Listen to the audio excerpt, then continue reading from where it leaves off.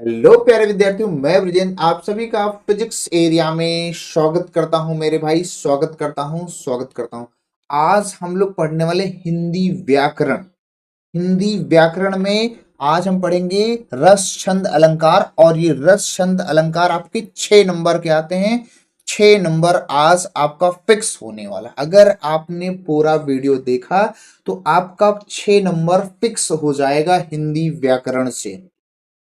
बहुत ही अच्छे तरीके से बताऊंगा मैं, सॉन्ग के रूप में बताऊंगा। उदाहरण जो होगा वो हमारा गाने के रूप में होगा, बहुत ही बढ़िया रहेगा। और ऐसे चीजें आप लिख सकते हो बोर्ड एग्जाम में, कोई दिक्कत वाली बात नहीं, कोई भी नंबर नहीं कटता है। पहले बता दे रहा हूं कि आप सॉन्ग लिख कर आ रहे हैं तो ठीक है मेरा भाई। तो आइए सीधे बढ़ते हैं अपने टॉपिक पे। जो हमारा पहला टॉपिक है आपकी स्क्रीन पर, रश। क्या है? रस। तो रस में हम सबसे पहले पढ़ेंगे मेरे भाई सिंगार रस। कौन सा रस पढ़ने वाले? सिंगार रस। रस क्या है? जिसमें मजा हो, है ना। तो सिंगार रस हम सबसे पहले, सिंगार रस क्या है जरा समझिएगा। यह रस नायक नायिका के प्रेम एवं आकर्षण तथा सौंदर्य का वर्णन करता है। ठीक है सर। जब नायक और नायिका के बीच प्रेम का भाव यानी रति, विभाव, अनुभाव तथा संचारी भावों के संयोग से श्रृंगार रस क्या होता है? प्रकट होता है।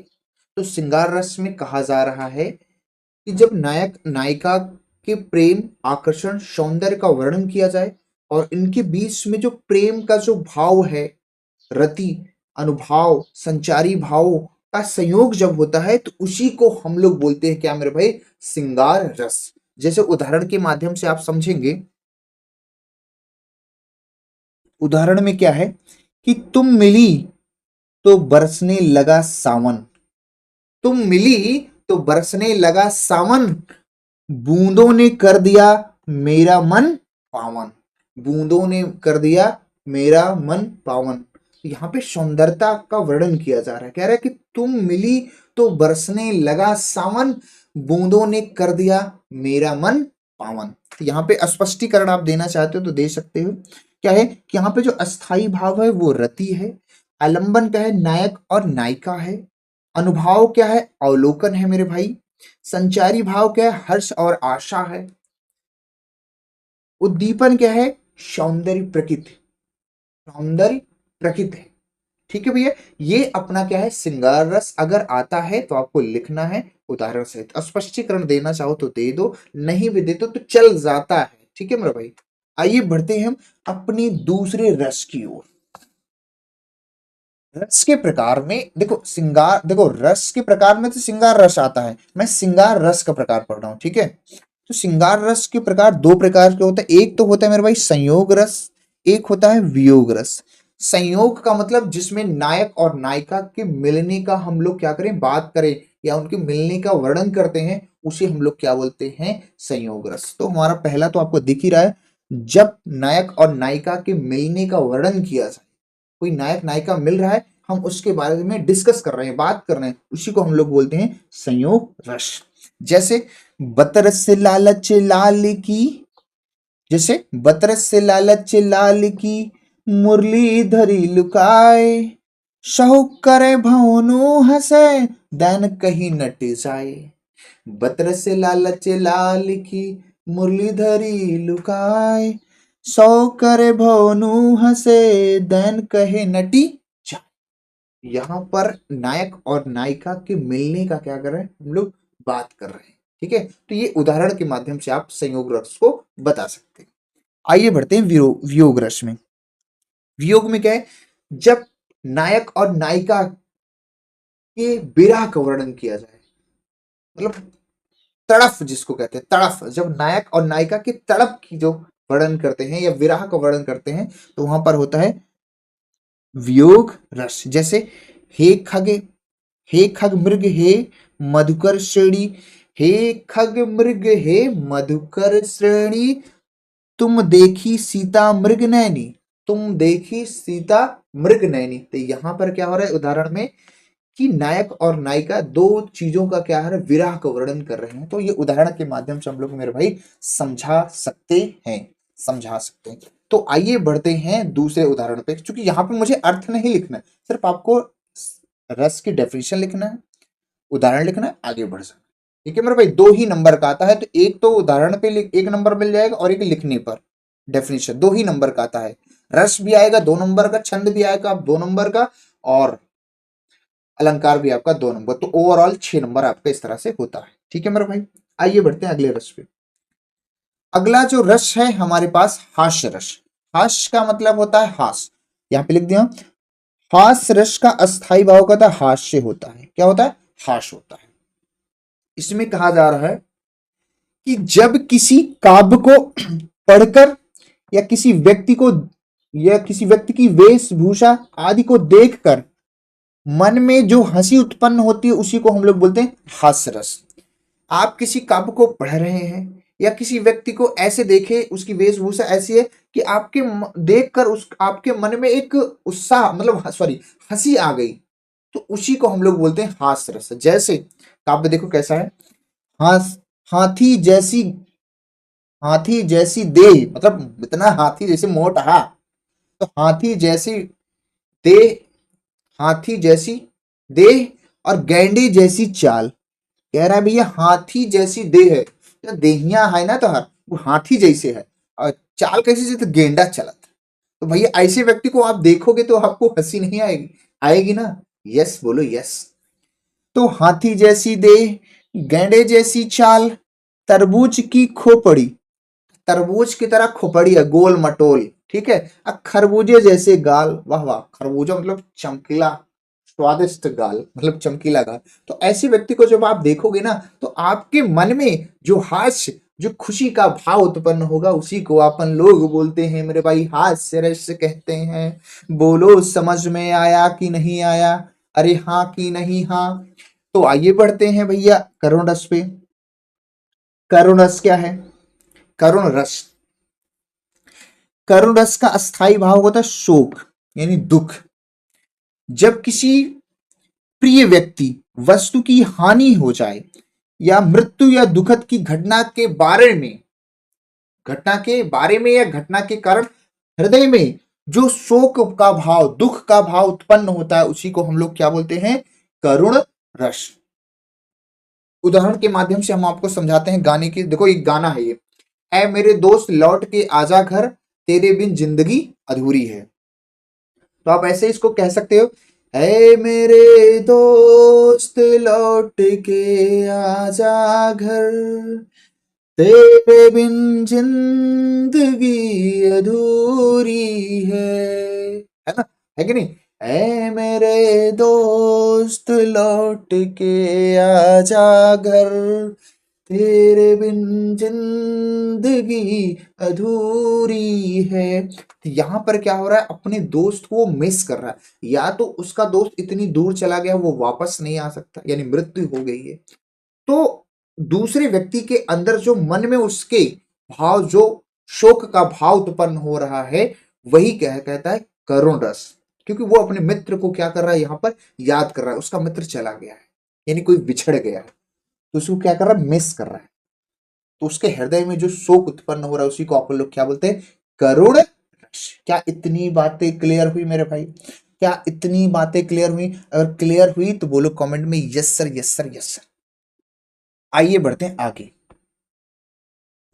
अगला रस है हमारे पास वीर रस। वीर रस, वीर रस का अस्थाई भाव होता है उत्साह। उत्साह, तो हम कह सकते हैं किसी काव्य को सुनने या पढ़ने से श्रोता या पाठक के मन में जब उत्साह के भाव उत्पन्न होते हैं, उसी को हम लोग क्या बोलते हैं? वीर रस। यहां सुनने का मतलब है श्रोता से, पढ़ने का मतलब है पाठक से। तो जब किसी काव्य को हम सुन रहे हैं या पढ़ रहे हैं, तो हमारे मन में जो उत्साह आ रहा है, उसी को हम लोग क्या बोलते हैं? वीर रस। क्या बोलेंगे? वीर रस। जैसे मैं कह रहा हूं किसी की बातों को सुनकर आपके अंदर जो उत्साह आता है ना, उसी को अपन लोग क्या बोलते हैं? वीर रस। क्या बोलते हैं? वीर रस। जैसे उदाहरण देखिए, वह खून कहो किस मतलब का, वह खून कहो किस मतलब का जिसमें उबाल का नाम नहीं, वह खून कहो किस मतलब का आ सके देश के काम नहीं। तो इसमें यहां उत्साह क्या है कि वह खून कहो किस मतलब का जिसमें उबाल का नाम नहीं, वह खून कहो किस मतलब का जो आ सके देश के काम नहीं। तो इस तरह से जो उत्साह वर्धन हो रहा है, उत्साह उत्पन्न हो रहा है, उसी को हम लोग क्या बोलते हैं, वीर रस। क्या बोलेंगे, वीर रस। यहां पर उत्साह जागृत हो रहा है। तो इसको ऐसे ही एग्जाम्पल देना है कि वह खून कहो किस मतलब का जिसमें उबाल का नाम नहीं, वह खून कहो किस मतलब का जो आ सके देश के काम नहीं। तो यहां पे उत्साह वर्धन हो रहा है। ठीक है मेरे भाई, तो यहां पे क्या हो रहा है, उत्साह वर्धन हो रहा है। आई होप कि आप लिख लेंगे, कोई दिक्कत वाली बात नहीं है। अगला है मेरे भाई आपके रसों में अगला रस है शांत रस। शांति के साथ पढ़ना है शांत रस को। शांत रस का स्थायी भाव होता है निर्वेद। निर्वेद इसको कह सकते हैं किसी काव्य को सुनने या पढ़ने से श्रोता या पाठक के मन में जब वैराग्य के भाव उत्पन्न होते हैं तो उसे क्या बोलते हैं, शांत रस कहते हैं। क्या बोलते हैं, शांत रस कहते हैं। जैसे उदाहरण है, जब मैं था तब हरि नहीं, जब मैं था तब हरि नहीं, अब हरि है मैं नाई। क्या बोला, जब मैं था तब हरि नहीं, अब हरि है मैं नाई, सब अंधियारा मिट गया जब दीपक देखा माही। कह रहा जब मैं था तब हरि नहीं, अब हरि है मैं नहीं हूं, सब अंधियारा मिट गया जब दीपक देखा माही। कहने का सिर्फ इतना मतलब है यहाँ पे कि जब मेरे अंदर घमंड था, गर्व था, तो मुझे कोई भी ईश्वर की प्राप्ति नहीं हुई। आज जब हमारे पास घमंड नहीं है, गर्व नहीं, तो मुझे अब ईश्वर नहीं मिल रहे। यही इसका मतलब है। तो ये उदाहरण भी आपको एज इट इज लिख देना है मेरे भाई, अर्थ आपको नहीं बताना है। ठीक है, आप सब लोग समझते, स्पष्टीकरण आप देना चाहते हो तो दे सकते हो, नहीं देना चाहते हो कोई दिक्कत नहीं, क्योंकि 2 नंबर का आता है, एक तो लिखने को आ जाएगा, एक उदाहरण, 2 ही नंबर में आपका कम हो जाएगा इतने में ही। ठीक है मेरे भाई, और हिंदी में आपको पता है ना, और भी आपको लिखना होता है। अगर हिंदी में आप अगर सही एक्यूरेट में नहीं लिखते हैं, टाइम मैनेजमेंट नहीं देखते हैं, तो आपको पेपर छूट ही जाता है। तो ये चीज आपको ध्यान देना है। आगे बढ़ते हैं। अब हम आगे मेरे भाई अलंकार। मैंने पीछे 5 रस पढ़ा, वो पांचों रस पढ़ लो, उसी पांचों रस में से ही आएगा। ये 100% है, उस पांचों रसों में से एक ही रस आएगा, 100% क्लियर हो जाएगा आपका। अब हम पढ़ेंगे अलंकार। सबसे पहले कि अलंकार क्या है मेरे भाई, काव्य की शोभा बढ़ाने वाले तत्वों को ही क्या बोलते हैं, अलंकार बोलते हैं। जो काव्य की क्या होगी, शोभा बढ़ाएंगे, उसको हम लोग क्या बोलते हैं, अलंकार। ठीक है मेरे भाई, क्या इतनी बातें क्लियर है।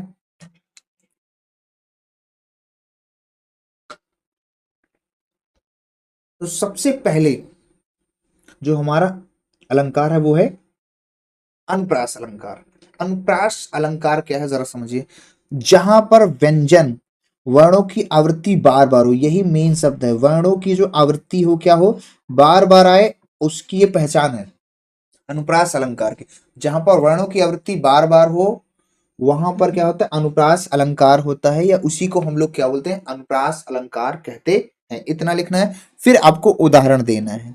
उदाहरण क्या देना है, मेरे पास 2 उदाहरण अवेलेबल हैं।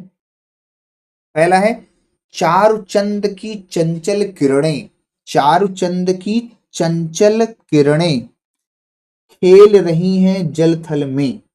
चारुचंद की चंचल किरणें खेल रही हैं जल थल में, बार बार कौन आ रहा है, तो चारु चंद की चंचल, मतलब सब में चा आ रहा है, तो यही है बार बार आवृत्ति आ रही, इसी पहचान से हम लोग बोलते हैं अनुप्रास अलंकार है। तो चारुचंद की चंचल किरणें खेल रही हैं जल थल में, ये उदाहरण आप दे सकते हैं। या दूसरा कह सकते हैं, रघुपति राघव राजा राम, पतित पावन सीताराम।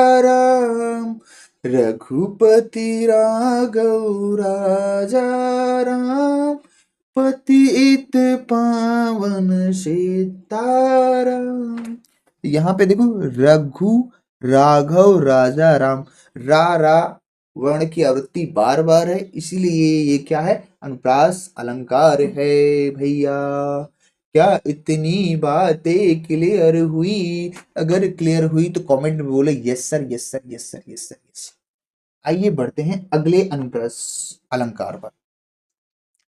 अगला अलंकार है मेरे भाई, बहुत ही बढ़िया अलंकार है, यमक अलंकार। ये तो भाई सॉन्ग से भर भर के रखा है, सॉन्ग तो इसमें 2 2 3 3 है। चलिए क्या करें, जब एक ही शब्द या जब एक ही शब्द दो या दो से अधिक बार आए, जब एक ही शब्द दो या दो से अधिक बार आए परंतु प्रत्येक शब्द का अर्थ क्या हो, अलग अलग होता है, तो वहां उसे या वहां पर क्या होता है, यमक अलंकार होता है।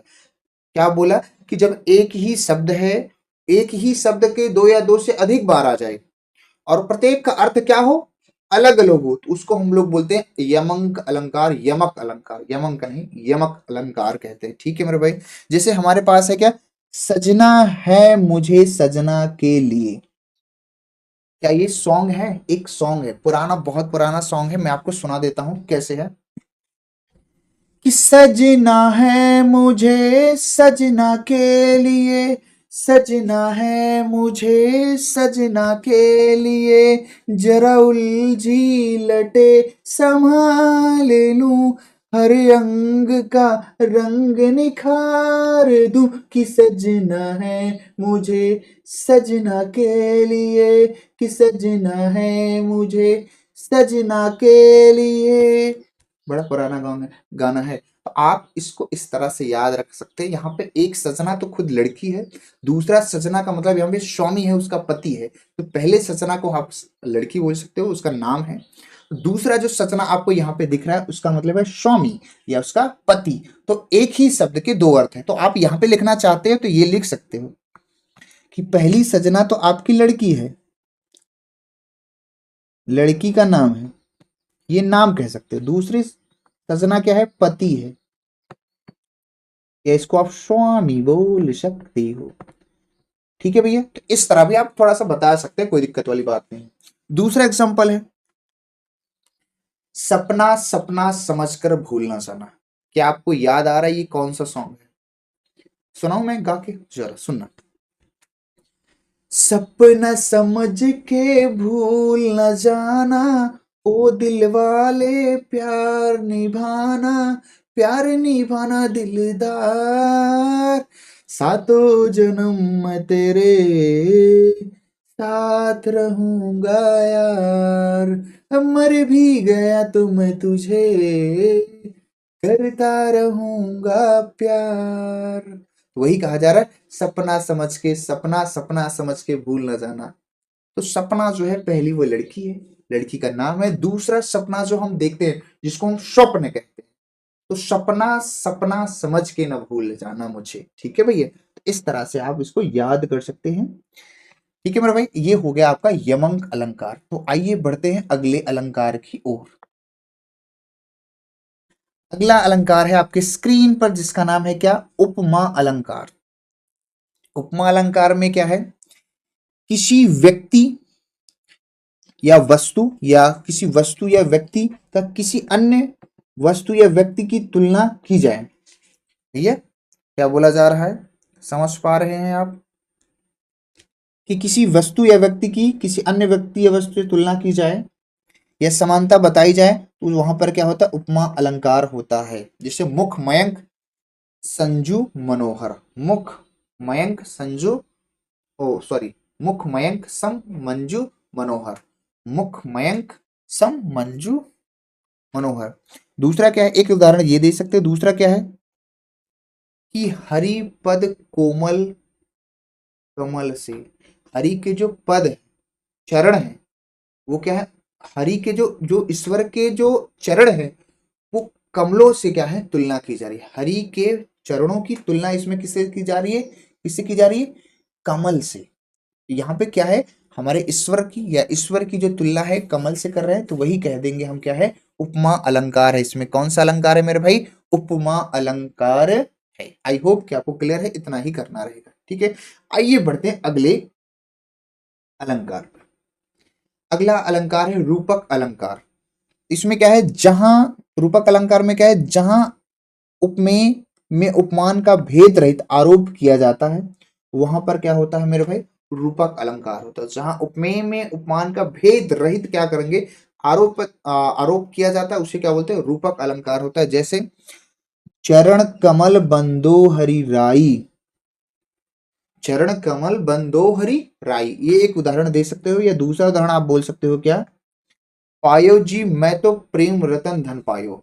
अगर आपको याद हो तो इस पर एक गाना है, प्रेम रतन धन पायो पायो, प्रेम रतन धन पायो, आपको वही सॉन्ग से ही लिया गया है। तो उदाहरण प्रेम रतन धन पायो जी। तो ये वाला भी आप उदाहरण लिख सकते हैं, कोई दिक्कत वाली बात मेरे भाई नहीं है। तो ये तो हो गया आपका रूपक अलंकार, बहुत ही छोटे छोटे चीजें हैं, बस आपको बस 2 नंबर में इतना ही तो करना है, एक बार लिखना है, उदाहरण लिखना है, काम खत्म। ठीक है मेरे भाई, आइए हम बढ़ते हैं अगले क्या अलंकार पे। अगला अलंकार है उत्प्रेक्षा अलंकार। उत्प्रेक्षा अलंकार यहाँ पे जहां है, जहां उपमेय में उपमान की संभावना की जाती है, उसमें आरोप किया जाता है, इसमें उपमेय उपमेय में उपमान की क्या है, संभावना की जाती है, वहां पर होता है उत्प्रेक्षा अलंकार। जैसे चंद्रमा ऐसा लग रहा है मानो तुम्हारा मुख, चंद्रमा ऐसा लग रहा है मानो तुम्हारा मुख है। जो चंद्रमा है वो ऐसे लग रहा है कि तुम्हारे मुख के क्या है, समान लग रहा है।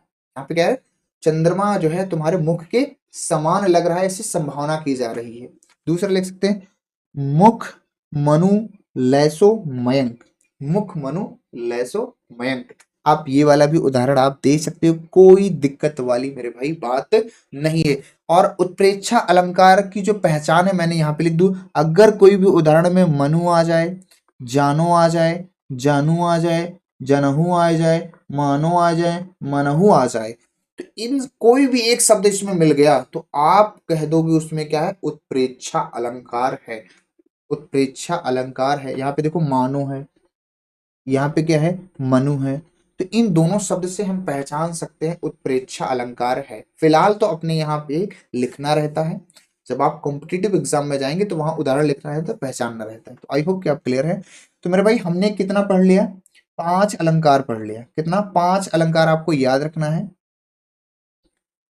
एक अनुप्रास अलंकार, दूसरा यमक अलंकार, तीसरा उपमा अलंकार, चौथा रूपक अलंकार, और पांचवा आपका उत्प्रेक्षा अलंकार। 5 अलंकार आपको याद रखना है, बस 5। इसी 5 में आपका 6 नंबर जो आएगा ना, 2 नंबर का, इसी पांचों में आपका फंस जाएगा। आपको ज्यादा नहीं याद रखना, ये 5 याद रखना है बस, बहुत ही आसान है। आइए हम बढ़ते हैं छंद की ओर। क्या बढ़ेंगे, छंद की ओर। किसकी ओर बढ़ेंगे, छंद की ओर। देखो दोहा छंद सबसे पहले पढ़ते हैं। क्या पढ़ते हैं, दोहा छंद। ध्यान से सुनिएगा कि दोहा एक अर्धसममात्रिक छंद है। ठीक है भैया, इसमें 4 चरण होते हैं। ठीक है, पहले और तीसरे चरण में 13-13 मात्राएं होती हैं, दूसरे और चौथे, यहाँ पे एवं लगा दो, दूसरे और चौथे चरण में 11-11 मात्राएं होती हैं। तो जैसे हमारे पास उदाहरण है, ऐसी बानी बोलिए मन का खोए, औरन को शीतल करे आपहु शीतल होई। तो हमें तो ऐसे ही बोलना चाहिए कि हमको भी अच्छा लगे और सुनने वाले को भी क्या हो, अच्छा लगे। भाई कबीरदास कह गए हैं। तो यहाँ पर हमें क्या है, ये बताना है कि पहले और तीसरे चरण में, पहले और तीसरे चरण में कितनी मात्राएं, 13, दूसरे और इसमें कितनी है, 11-11 मात्राएं। कैसे गिनेंगे, आइए गिन के आपको दिखाते हैं। तो देखो, जब आपको क्या हो, छोटी की मात्रा हो या एक शब्द हो तो एक डंडा खींचते हैं, बड़ी की मात्रा हो या 2 शब्द हो उसको कहते हैं एस से लिखते हैं। तो सबसे पहले तो आपको मैं बता दूं, तो देखो यहाँ पे क्या है, मैं इसमें आपको दिखा दे रहा हूँ मात्राएं। देखो यहाँ पे 2 मात्राएं हैं तो यस कह देंगे, यहाँ भी 2 मात्राएं हैं तो यस कह देंगे। ठीक है भैया, यहाँ पे भी बड़ा आ है तो यहाँ यस कह देंगे, यहाँ पे बड़ी ई है इसलिए यस कह देंगे। ठीक है, 2 मात्राएं फिर यस बोल देंगे, फिर 2 मात्राएं यस बोल देंगे, फिर एक है अक्षर तो ऐसे लिख देते हैं।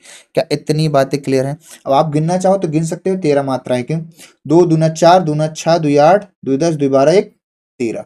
मतलब जो दो यस की तरह है वो दो दो शब्द को 2 अंक को प्रदर्शित करता है, और जो सिंगल लाइन है वो एक। तो यहाँ पे 13 मात्राएं हैं।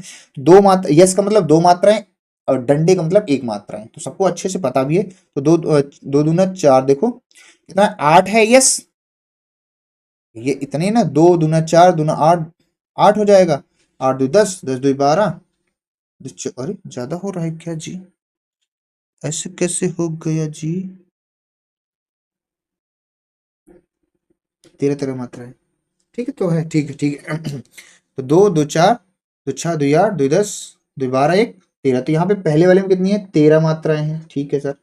दूसरे में क्या है, मन में वन, वन यानी कि एक डंडा, फिर बड़ा है तो यस हो जाएगा, फिर बड़ा है यस हो जाएगा, फिर यस हो जाएगा, फिर खोए में दो शब्द है तो यस हो जाएगा और वन हो जाएगा। क्या आप गिन सकते हो, क्या आप गिन सकते हो? जो गिनोगे तो इसमें कितनी है, 11 मात्राएं हैं। कितनी मात्राएं हैं, 11 मात्राएं। अब इसमें हमें दूसरे और तीसरे में 13, तो इसमें 11 है।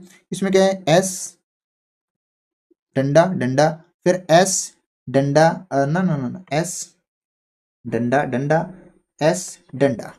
यही तो होगा भैया, यही तो होगा। कोई दिक्कत वाली बात? अब इसमें फिर से अगेन 13 मात्रा है, आप काउंटिंग कर सकते हैं। फिर से इसमें देखो, इसमें काउंटिंग करेंगे आप, क्या होगा, एस ए, छोटा ऊ है इसलिए वन ही रहेगा।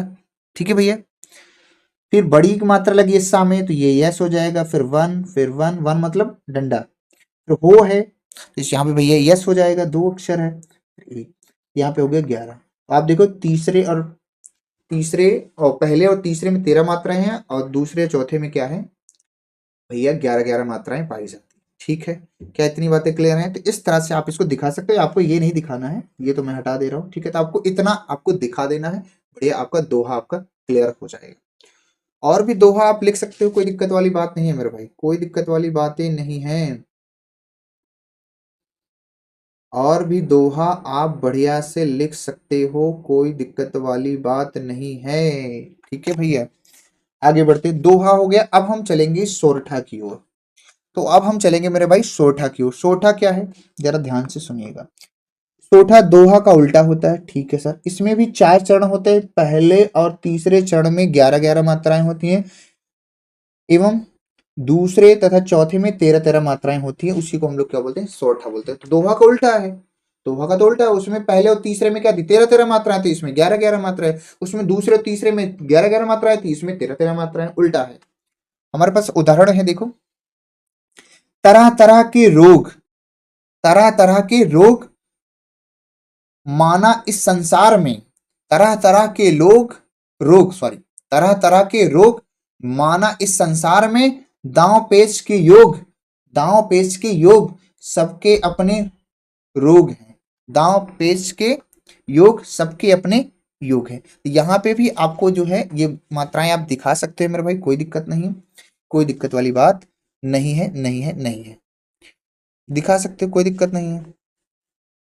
यहाँ पे तरह तरह का मतलब one, one, one, one, one, one, S, S, one हो जाएगा। ठीक है मेरे भाई, इस तरह आप दिखा सकते हो। मैं दूसरी कलम यूज कर ले रहा हूँ। ठीक है, क्या आप दिखा सकते हो, क्या आप दिखा सकते हो जी? Yes sir, yes sir, yes sir, yes sir.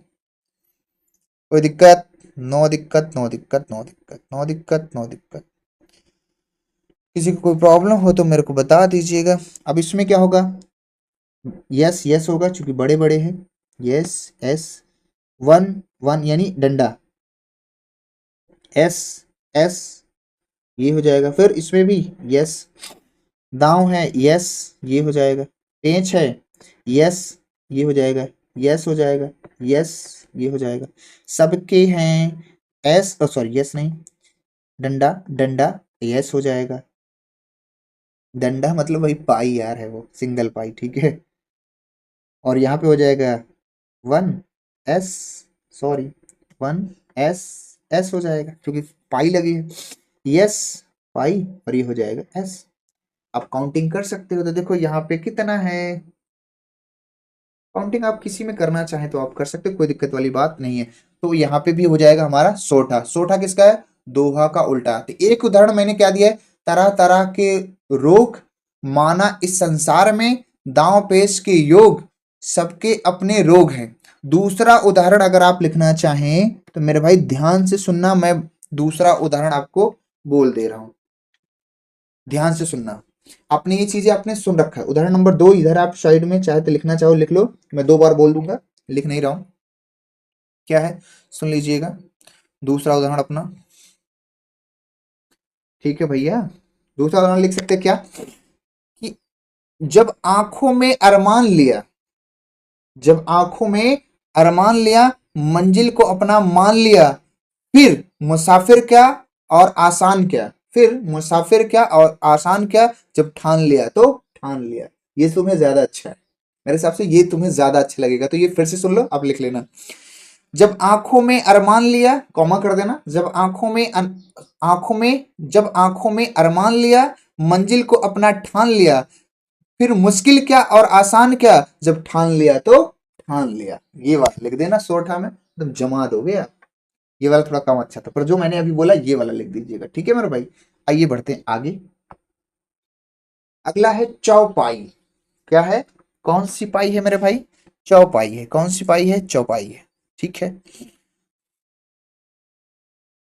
चौपाई, तो चौपाई में क्या है, हम कह सकते हैं कि यह एक सममात्रिक छंद है, छंद ही है पर सममात्रिक छंद है, ठीक है। इसमें 4 चरण होते हैं, प्रत्येक चरण में 16-16 मात्राएं होती हैं, ठीक है सर। तथा प्रत्येक चरण के अंत में एक यति यानी यस होता है, ठीक है।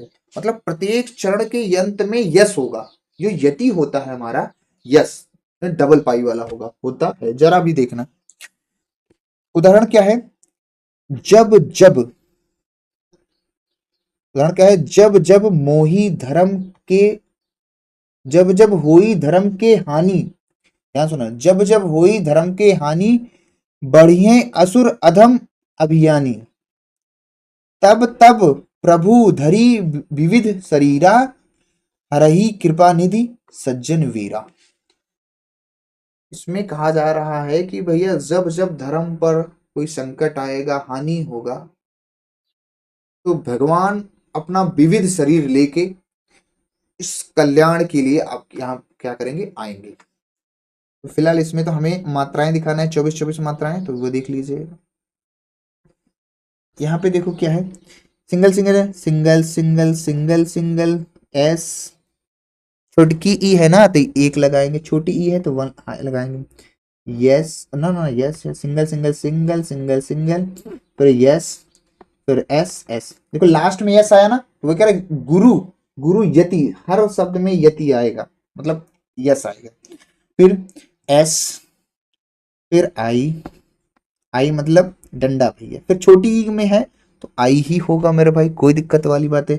असुर है तो ये असुर, डंडा डंडा डंडा, क्योंकि छोटा को मात्रा है। फिर ये सिंगल वर्ड है, यस, आई आई आई, फिर छोटी की मात्रा है तो आई ही होगा, या बड़ा है तो यस हो जाएगा, नी बड़ी है तो यस हो जाएगा।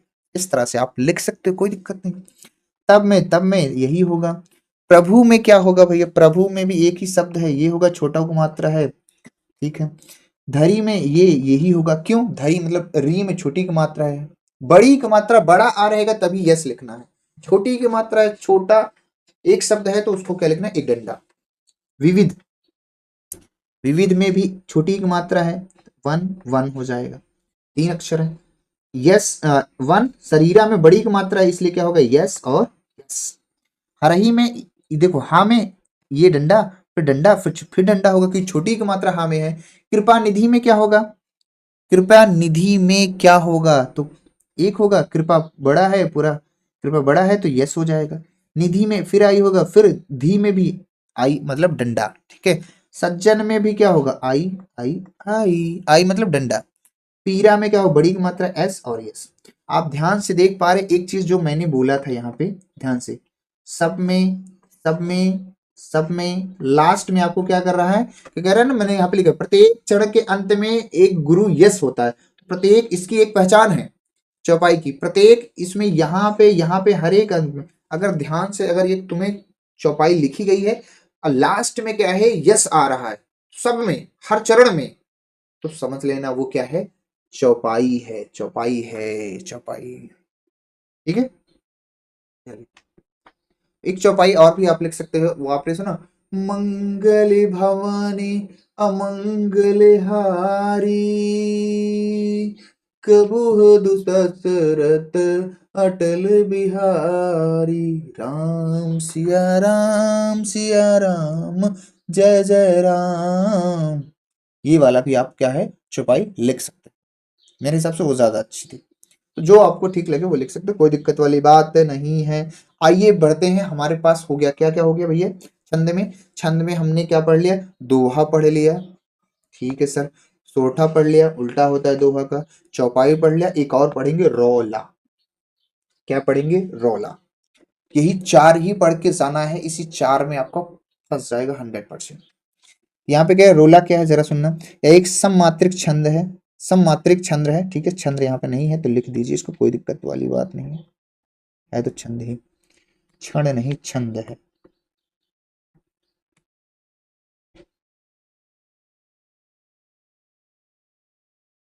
ठीक। इसमें 4 चरण होते हैं, प्रत्येक चरण में 24-24 मात्राएं होती हैं तथा प्रत्येक चरण में 11 व 13 मात्राएं के बाद एक यति आती है। 11 और 13 मात्राओं के बाद क्या आती है? एक यति। यति बोले तो वही यस आता है। ठीक है मेरे भाई। तो मैंने तो यहाँ पे इसमें पूरा लिख दिया है, वैसे मैंने तुम्हें समझा ही दिया कैसे बनाओगे। तो उठो क्या है? उठो उठो हे वीर, आज तुम निद्रा त्यागो। उठो उठो हे वीर, आज तुम निद्रा त्यागो। करो महासंग्राम, करो महासंग्राम, नहीं कायर हो तो भागो। करो महासंग्राम, नहीं तो कायर हो तो भाग जाओ यहां से। अगला है, तुम्हें वरेगी विजय, तुम्हें वरेगी विजय, अरे यह निश्चय जानो। तुम्हें वरेगी विजय, अरे यह निश्चय जानो। भारत के दिन, भारत के दिन लौटे, भारत के दिन लौटे, लौट आएंगे, भारत के दिन लौट आएंगे मेरी मानो। भारत के दिन क्या होंगे? लौट आएंगे। आप मेरी मानो, जब आप विजय यानी लड़ाई में, महासंग्राम में क्या होगे? जाएंगे। ठीक है भैया। इस तरह से क्या कर सकते हैं, हम इसको बता सकते हैं मेरे भाई, बता सकते हैं, बता सकते हैं। आई होप कि आपको क्लियर हुआ। ये हो गया आपका रोला। इतना ही मेरे भाई आपको पढ़ना है, इतना ही पढ़ना है, और इतना पढ़ेंगे आपको फिक्स नंबर हो जाएगा। अब आपको हिंदी में क्या मैं लेके आऊं वो आप बता दीजिएगा कमेंट में। मैं आपके लिए वो हिंदी की चीजें लेके आऊंगा। अगर निबंध कहते हैं तो निबंध लिखना सिखाऊंगा, प्रार्थना पत्र कहते हैं तो वो लिखना सिखाऊंगा। जो आप कहोगे वो चीजें आपके ट्रिक के रूप में आएंगी, जो आपको परेशान कर रही हैं उसको मैं आपको करा दूंगा मेरे भाई, करा दूंगा। आई होप कि आज का जो टॉपिक है आपको क्लियर हुआ होगा। कोई भी डाउट है तो आप कमेंट करके जरूर बताइए, या फिर कुछ आप सजेस्ट करना चाहते हैं तो वो भी आप सजेस्ट कर सकते हैं कि सर हाँ ये चीजें होनी चाहिए, तो मैं उसको जरूर करूँ। तो भाई आज के लिए इतना ही। बाकी हम फिर मिलेंगे आपको नेक्स्ट वाली वीडियो में। तब तक के लिए बाय बाय मेरे पढ़ाकू army, bye bye, take care.